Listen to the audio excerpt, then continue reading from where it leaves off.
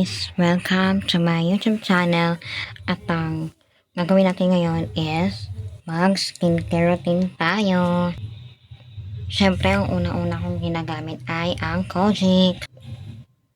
Ito siya guys. Sa umaga, pwede mo siyang gamitin. Papaya Kojic soap. Napakaganda niyan sa face. Ayan. Sunod naman, meron tayong Pond's. Ayan. Napakaganda sa mukha niyan. Ginagamit ko po ito tuwing umaga at sa gabi. Sunod naman, meron tayo vitamin C.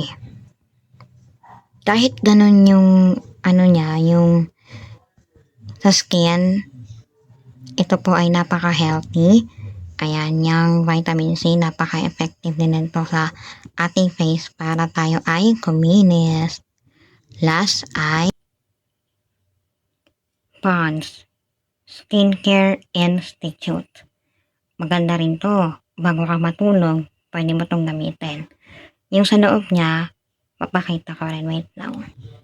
Ayan siya guys. So, pag ilalagay mo siya sa mukha, dapat yung sakto lang. Para fresh yung ating skin.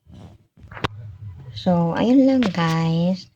I-flex ko lang yung mga skincare routine ko sa umaga hanggang sa gabi. Ito na po siya.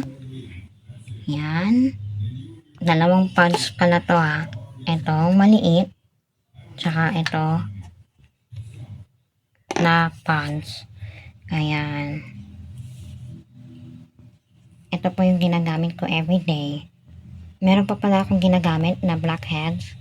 Pinili ko po yan sa TikTok. Papakita ko rin. Yan. Bamboo Asla. Maganda rin to sa face natin. Once a week ko lang siya ginagamit. Kaya kung order kayo, tingnan nyo maigi yung mga reviews. Kasi hindi naman ito palagi ginagamit. Once a week lang. Ayun, natatanggal naman yung mga aking blackheads and mga dumi sa mukha. Bali, ito siya lahat guys. Maraming salamat ulit sa mga nanood and see you again sa aking next vlog. God bless!